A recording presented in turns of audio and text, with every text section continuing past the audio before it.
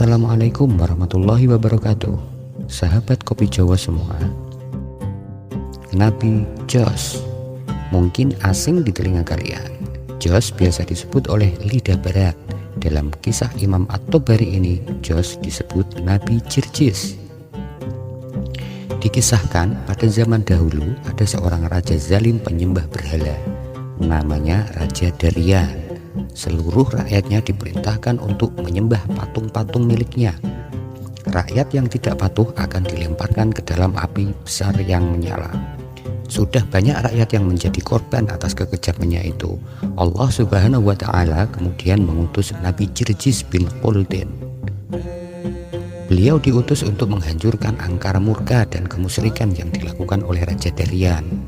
Suatu ketika Nabi Jirjis bertemu dengan Raja Darian. Nabi Jirjis berkata dengan lembut dan tenang, "Wahai sang raja, mengapa engkau menyembah berhala yang tidak dapat mendengar, tidak dapat melihat, dan tidak dapat memberikanmu apa-apa?" Raja Darian menjawab, "Sesungguhnya harta, tahta, dan seluruh nikmat yang aku miliki ini sejak aku menyembah berhala-berhala itu. Sedangkan kamu, Jirjis, aku tidak melihat kesenangan pada dirimu sebagai hasil penyembahanmu kepada Allahmu itu." Nabi Jirjis menjawab, "Sesungguhnya segala kenikmatan dan kesenangan duniawi akan sirna, sedangkan nikmat akhirat Allah yang dianugerahkan padaku akan abadi." Setelah melalui perdebatan yang sangat panjang, akhirnya Raja Darian tersudut. Raja Darian bangkit dan murka pada Nabi Jirjis. Raja Darian memerintahkan semua pengawalnya untuk menyiksa Nabi Jirjis. Nabi Jirjis disiram dengan air mendidih sehingga kulitnya melepuh. Daging beliau kemudian diiris-iris sehingga tulangnya terlihat. Nabi Jirjis alaihissalam pun wafat. Namun dengan kekuasaan Allah Subhanahu wa Ta'ala, Nabi Jirjis bangkit kembali dengan rupa yang lebih menawan. Melihat kejadian tersebut, Raja Darian memerintahkan pengawalnya untuk membawa 6 pasak besi. Lalu ke-6 pasak besi itu ditancapkan pada seluruh tubuh Nabi Jirjis. Nabi Jirjis pun wafat kembali dengan mengenaskan. Namun Allah kemudian mengutus malaikat Jibril untuk mencabuti semua pasak tersebut.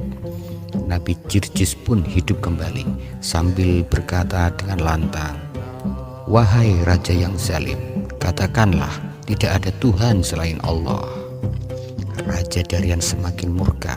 Ia memerintahkan lagi pengawalnya untuk melemparkan Nabi Jirjis ke sebuah bejana besar dengan air mendidih. Nabi Jirjis direbus dalam bejana itu. Sahabat kopi Jawa, lagi-lagi Nabi Jirjis pun wafat. Namun dengan izin Allah, beliau hidup kembali. Sang Raja Zalim Darian kemudian terus-menerus menyiksa Nabi Jirjis dengan berbagai siksaan hingga 70 kali.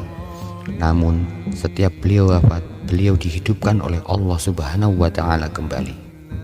Setelah kewalahan dan kehabisan akal, Raja Darian merayu dan berkata, "Wahai Jirjis, jika engkau mentaatiku, aku akan mentaatimu. Sembahlah berhalaku sekali saja dan aku akan menyembah Tuhanmu. Bagaimana?" Nabi Jirjis tidak menyahut sampai dikira oleh sang raja kalau Nabi Jirjis akan menyetujuinya. Raja Darian pun berkata, "Aku telah berkali-kali menyiksamu dengan berbagai siksaan. Sekarang beristirahatlah di tempatku malam ini." Nabi Jirjis kemudian mengikuti Raja Darian menuju istananya, namun bukan untuk menerima tawaran, melainkan untuk mencari cara mengislamkan Raja Zalim tersebut. Di rumah Raja Darian, Nabi Jirjis semalam suntuk menunaikan sholat malam dan membaca kitab Zabur. Bacaannya malam itu sampai terdengar oleh sang permaisuri. Istri Raja Darian itu menangis, kemudian secara diam-diam menyatakan beriman kepada Allah. Sahabat kopi Jawa, di pagi harinya Raja Darian sekali lagi menyuruh Nabi Jirjis untuk bersujud kepada berhala-berhalanya. Namun Nabi Jirjis menolak dengan keras. Akhirnya beliau dibawa ke sebuah gubuk milik seorang nenek tua yang tinggal bersama putranya yang buta, tuli, dan bisu. Di gubuk itulah beliau dipenjara tanpa diberi makan dan minum. Ketika merasa lapar, Nabi Jirjis pun berdoa kepada Allah. Dengan izin Allah, tiba-tiba sebatang kayu tiang rumah itu tumbuh, menghijau dan berbuah. Menyaksikan hal yang ajaib tersebut, sang nenek memohon kepada Nabi Jirjis untuk berdoa kepada Allah supaya menyembuhkan putranya. Sang nabi pun memenuhi permintaan tersebut. Putra sang nenek tersebut kemudian sembuh dan ikut beriman kepada Allah. Nabi Jirjis berkata kepada anak tersebut, "Nak, pergilah ke tempat berhala-berhala Raja Daryan. Sampaikan kepada berhala-berhala itu bahwa saya, Jirjis, mengundang mereka." Sang anak pun berangkat ke tempat berhala-berhala itu dan menyampaikan undangan Nabi Jirjis.